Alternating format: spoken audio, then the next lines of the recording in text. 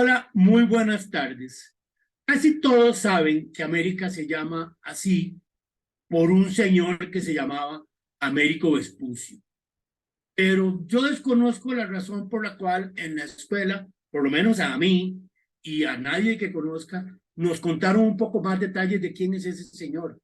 Y, y si Colón fue el que descubrió América, ¿por qué no nos llamamos Colombia? Hola, soy Luis Guillermo Víquez, artista y activista por la inclusión. También soy amante de la historia. Y aquí desde el colectivo Entre Todos te voy a contar un poco lo que yo investigué de por qué nuestro continente se llama América.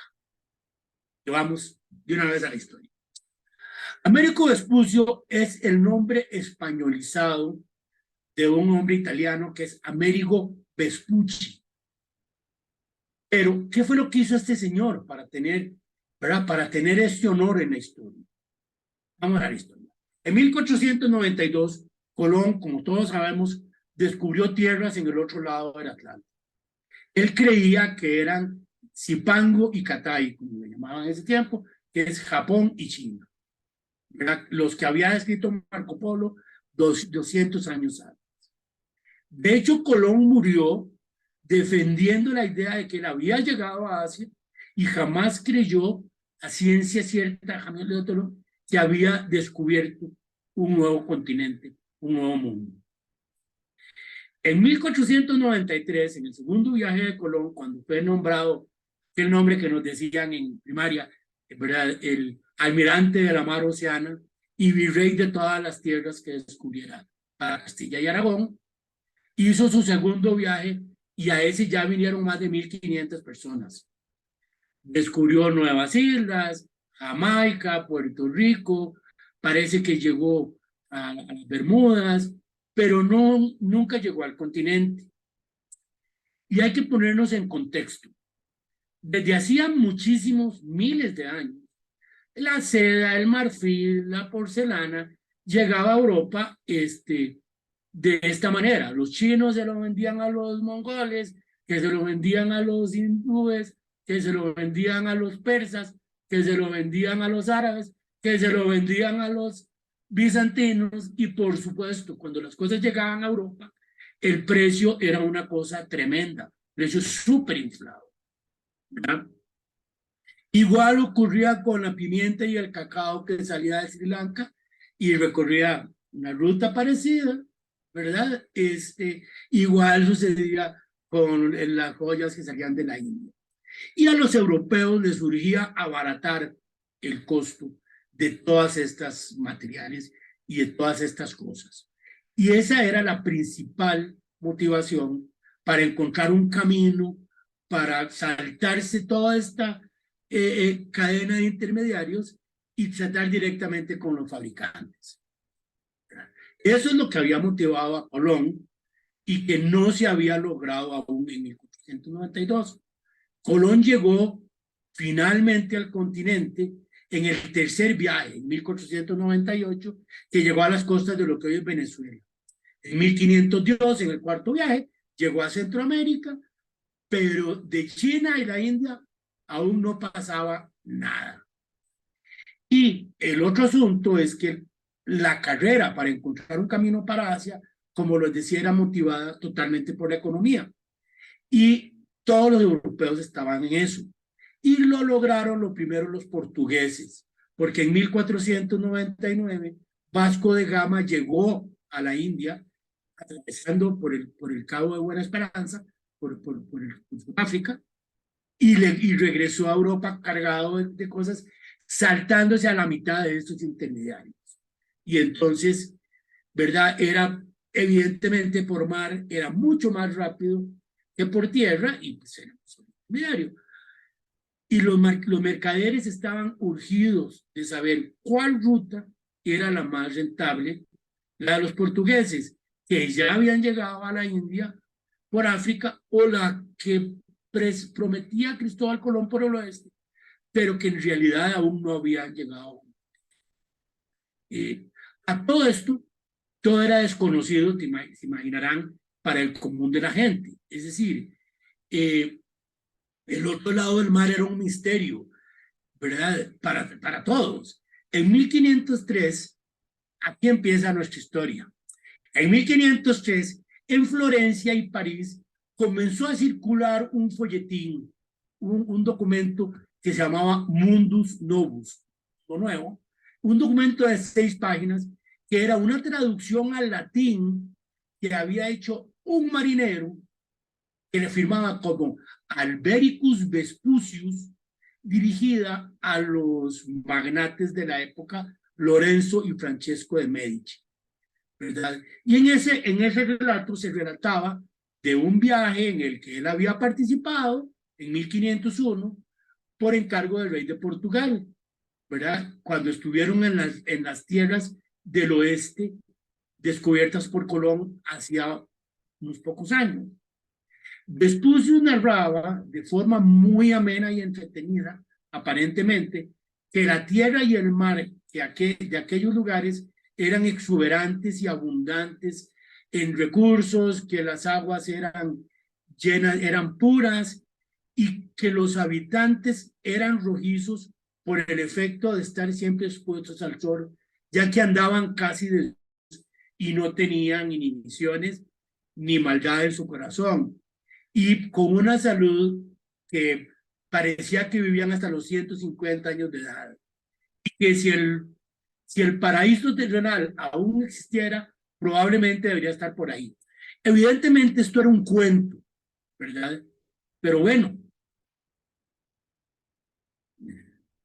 el estilo simple y entretenido de este señor en su carta Mundus Novus se convirtió en lo que hoy llamaríamos un bestseller. Lo tradujeron con y sin permiso al alemán, al francés, al holandés, al checo, al inglés, y se reimprimieron muchas ediciones. En aquellos años no existían los derechos de autor, así que por supuesto mucha gente le fue agregando cositas. Como era tan corto y estaba tan bien escrito y era información relevante, se le incluyó junto a otros relatos de viajeros menos entretenidos en su descripción. Se emitió un documento donde estaban las bitácoras largas y aburridas de Colón y otros capitanes. Y lo más importante es que Vespucius afirmaba que la tierra del oeste no era la India ni China, sino que era un nuevo mundo. Decía que había más territorio, variedad de animales y ciudades que en lo que se conocía de Europa, Asia y África. Vespucio echó por tierra la idea de que Colón había llegado a Oriente y avivó el interés de las masas, ¿verdad? Porque no era lo mismo descubrir una nueva ruta que solo le interesaba a los comerciantes, ¿verdad? Por el negocio, que hablar de un nuevo mundo, un nuevo territorio donde la humanidad se podía extender. Eso sí que le interesaba a todos. 3 años después de la aparición de Mundus Novus, un impresor de Florencia publicó un folleto llamado Carta de Amerigo Vespucci sobre las islas recién encontradas en 4 viajes. Con aquella nueva carta, el mundo conoció un poco más de aquel nuevo mundo y desafortunadamente por el nombre que le pusieron al documento, parecía parecía que el que había descubierto todo esto era este señor Américo Vespucci, que en español, como decía, se traduce Américo Vespucci. Después se supo que era un comerciante florentino que había viajado a España a probar suerte, que no le había ido bien, y se embarcó como marinero en 2 de los viajes de Colón y en 2 de los viajes de los portugueses. Y en esta última viaje, en el último con los portugueses, con su estilo tan entretenido, Vespucio describió las cabañas, las hamacas que en Europa no se utilizaban, habló de caníbales, habló de naufragios, de serpientes gigantes, detalles de la vida de los nativos y mucho más, ¿verdad? Y todo eso se conoció por las cartas de Vespucio. Claro que estaba en las cartas de otros navegantes, pero Vespucio, con pocas letras y muy entretenido, pues fue el que fue el bestseller. Es increíble que en total no, todos los escritos de Américo Vespucio no pasan de 32 páginas. Entonces, ¿por qué le pusieron ese nombre al continente? A contar. En 1504, un impresor italiano, consciente de lo bien que se vendían ya en este momento en Europa, había muchos folletillos vendiéndose, unos con el nombre de Vespucio y otros con nombres inventados, pero lo que sí sabían los impresores que era un buen negocio hablar de eso. Entonces, él reunió en un volumen todas las publicaciones que les parecieran importantes, llamándolo folleto de todas las navegaciones de las tierras recién descubiertas y los viajes de Américo Vespucio. Y tuvo tanto éxito que otros impresores en Europa también lo copiaron y lo rehicieron, incluyendo las narraciones de Vasco de Gama, las narraciones de Colón y por supuesto las de Vespucio. Y como el nombre Novus Mundus había tenido tanto pegue, este señor llamó mucho la atención a las tierras recién descubiertas que parecía que habían sido descubiertas por el florentino Américo Vespucio. El título invitaba a la confusión, ¿verdad? Parece que Vespucio había descubierto los territorios, cuando no era así.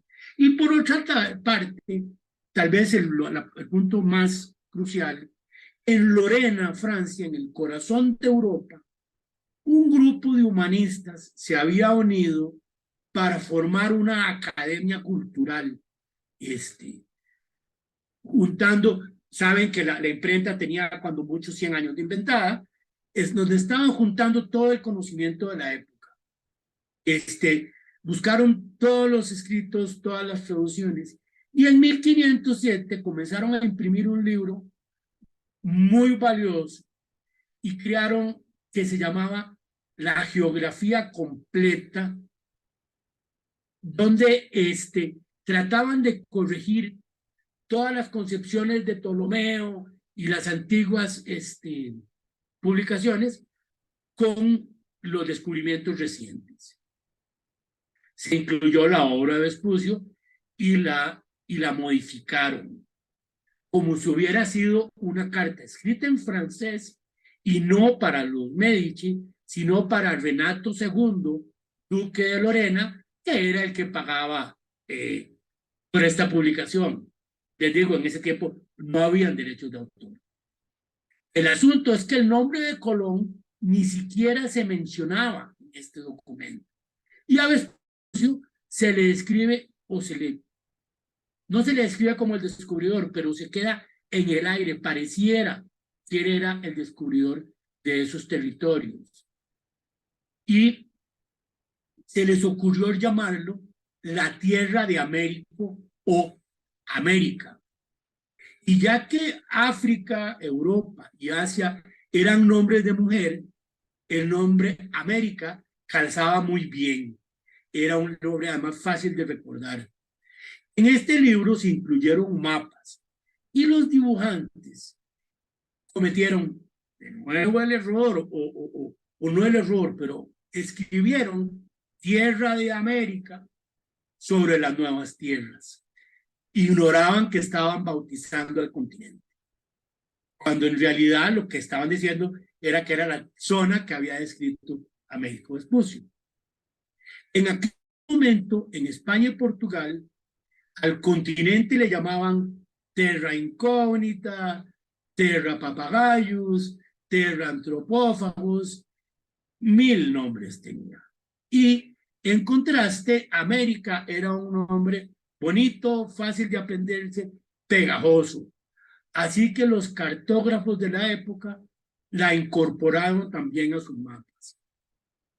Conforme se fueron describiendo nuevos territorios, primero se dibujaban como islas y conforme descubrían más, lo fueron incorporando en un solo mapa o un solo continente, hasta que en 1538, este nombre sí lo recordarán de la escuela, un cartógrafo que se llamaba Gerardo Mercator dibujó el primer mapamundo, el mapamundi de Mercator, que todos lo vimos en primaria.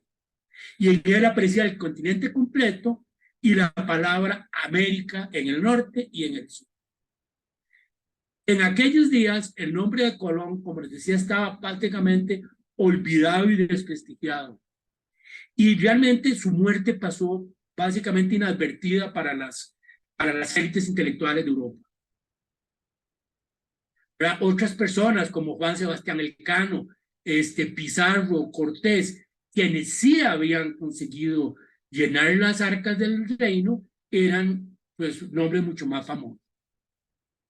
La fama de Vespucio se consolidó y los eruditos comenzaron ya a hablar con total fidelidad de que, creyendo que Colón lo que había descubierto eran unas islas y que Vespucio era quien había descubierto el continente. Y realmente nadie lo discutía. Esto era una injusticia en realidad. Hasta que un personaje que en México y Centroamérica conocemos bien, hasta que Fray Bartolomé de las Casas, ya en plena conquista de México, se rebeló ante este error, ya que su propio padre había navegado con Colón y él mismo, saben, había sido protagonista de la conquista de Mesoamérica, de la conquista de México y Centroamérica. Y puso el grito en el cielo diciendo que Colón y no Vespucio era quien había descubierto el continente y que los editores y Vespucio habían arreglado las fechas y modificado los escritos para que las cosas coincidieran. Gracias a Fray Bartolomé de las Casas, finalmente se reconoció que fue Cristóbal Colón quien había descubierto el continente, pero como dicen, el mal ya estaba hecho. Y en todas partes y en todos los mapas y en todos los libros, al continente se le llamaba América. Al igual que en otros videos, quiero aclarar que este es un resumen que yo hice con base en mi investigación. No soy experto y probablemente pueda haber alguna variación, pero esta es básicamente la forma en que yo saqué la duda que tenía de que estaba en primaria queriendo saber por qué América se llama América. Espero que te haya gustado. Yo soy Luis Guillermo Víquez, artista y activista por la inclusión, amante de la historia. Te ruego que si te gustó este video, lo compartas, suscríbete al canal, déjanos tus comentarios, ponle dedo arriba en la manita de que te gusta y te esperamos dentro de pocos días aquí en el colectivo Entre Todos. Muchas gracias.